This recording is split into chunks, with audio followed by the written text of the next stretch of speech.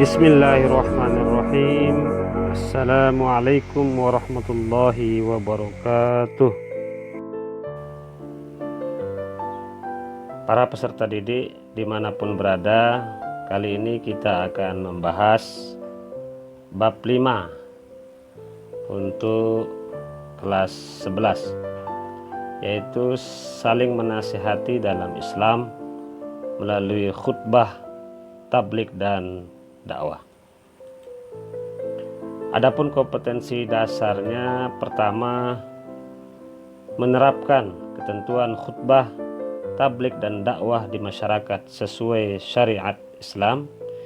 Yang kedua, menjaga kebersamaan dengan orang lain dengan saling menasihati melalui khutbah, tabligh dan dakwah.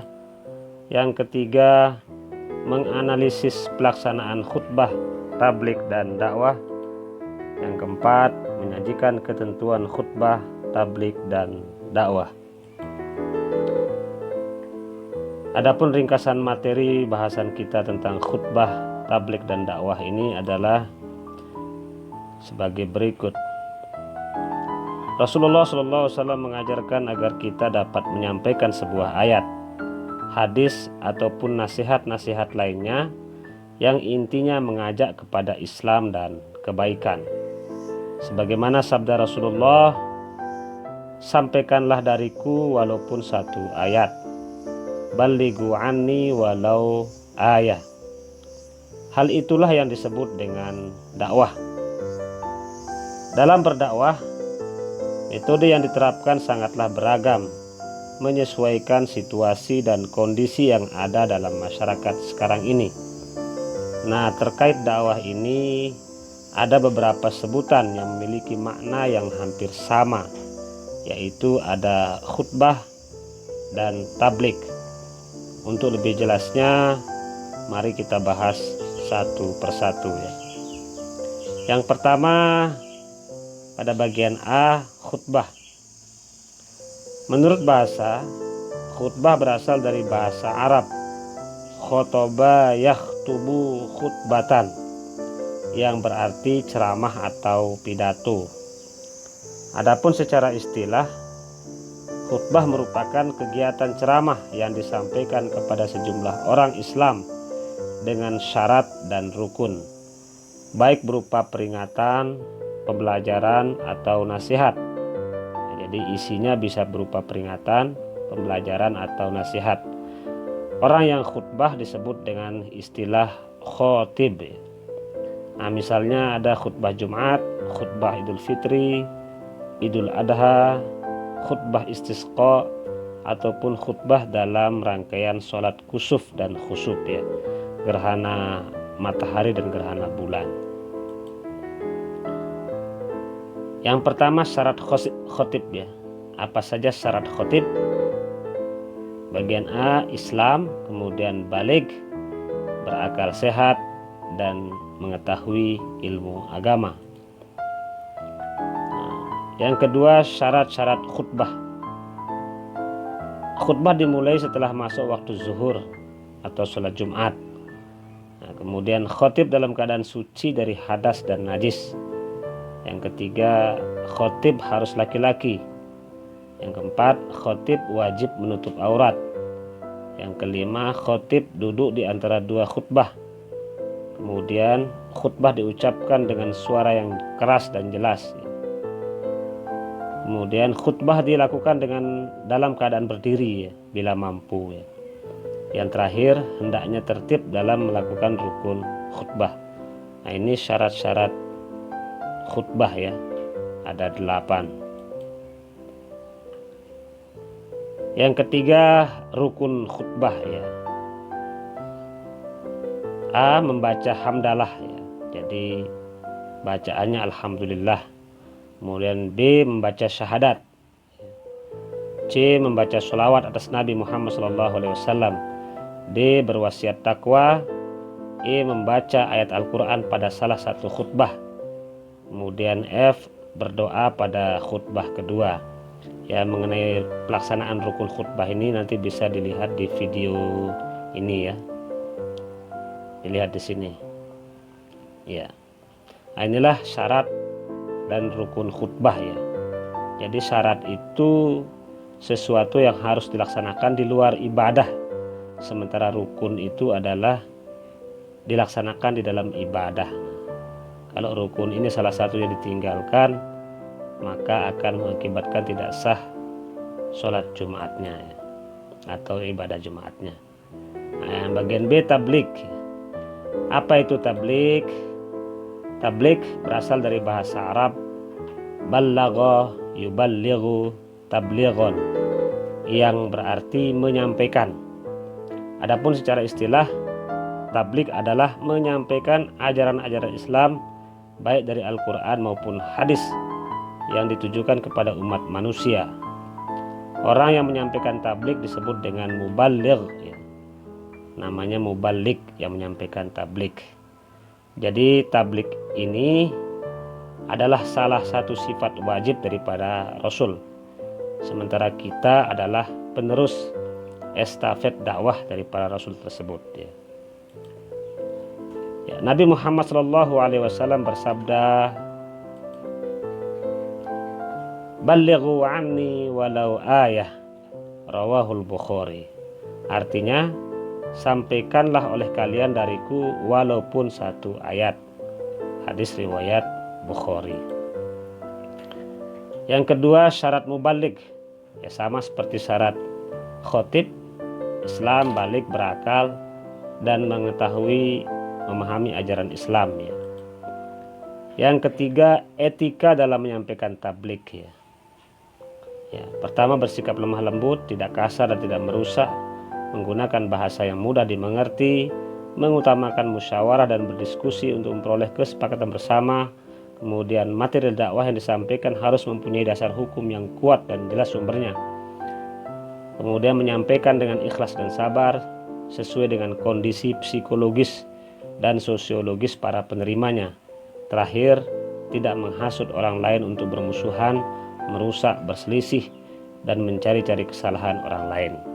Nah, ini etika dalam menyampaikan tabligh ya. Bagian C tentang dakwah ya.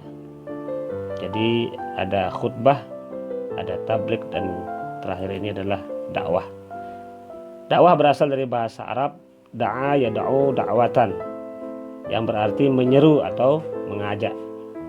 Secara istilah, dakwah berarti kegiatan mengajak seseorang kepada ajaran Islam untuk diamalkan dalam kehidupan nyata supaya mendapatkan kebahagiaan yang hakiki, yaitu kebahagiaan dunia dan akhirat. Orang yang melaksanakan dakwah disebut dengan da'i. Ya, dakwah merupakan kewajiban setiap kaum muslimin. Di antara perintah dakwah yang disebutkan Allah dalam Al-Quran antara lain sebagai berikut. A'udzubillahi minasyaitonir rajim. Bismillahirrahmanirrahim.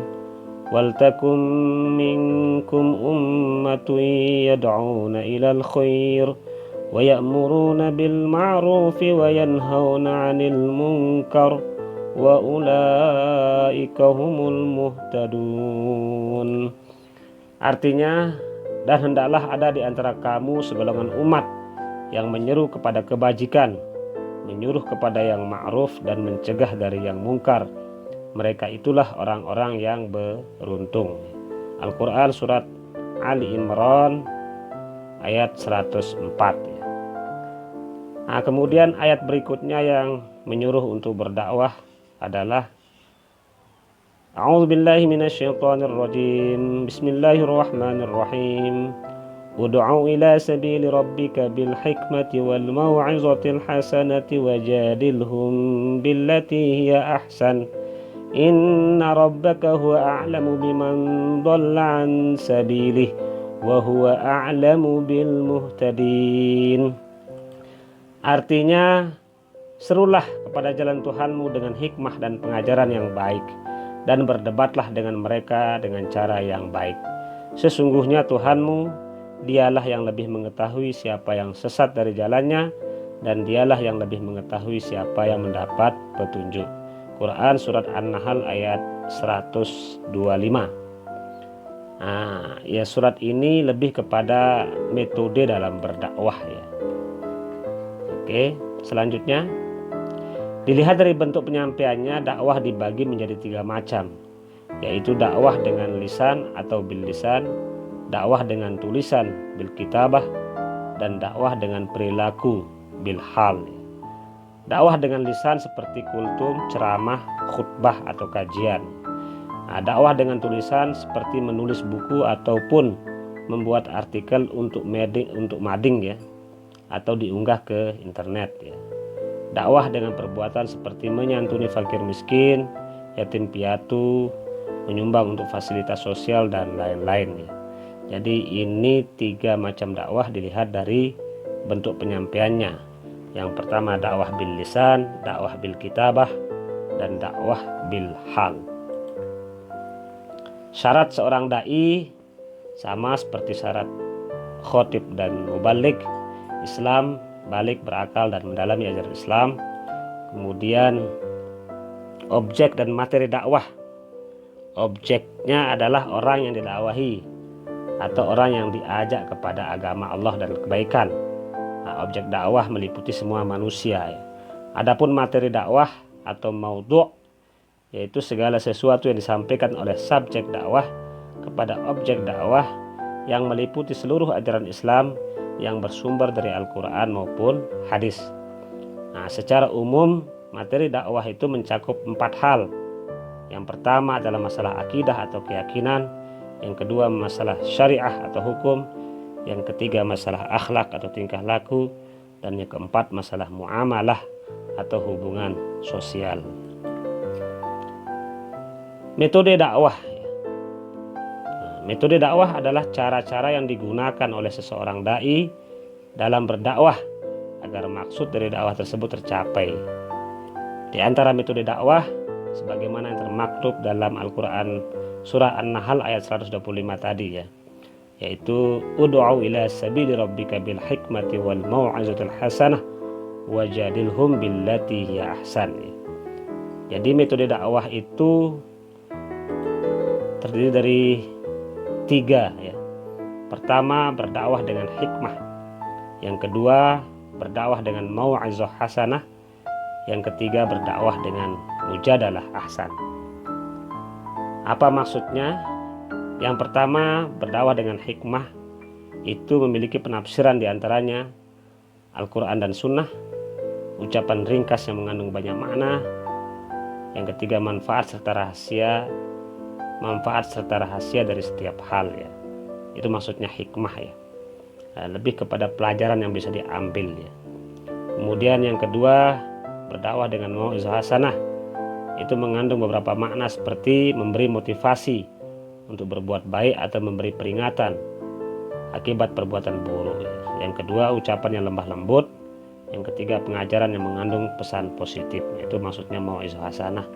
Kemudian yang dimaksud dengan mujadalah ahsan adalah melakukan diskusi, bertukar pikiran, ataupun membantah dengan perkataan yang lembut dan tidak menggunakan ucapan yang kasar, sehingga dapat diterima oleh lawan bicara dengan lapang dada ya. Jadi ini 3 metode dakwah sebagaimana yang terungkap dalam Al-Quran surah An-Nahl ayat 125 itu ya. Nah, mudah-mudahan pembahasan ini bisa dimengerti dan dipahami. Ini dulu, terima kasih, sukses selalu. Assalamualaikum warahmatullahi wabarakatuh.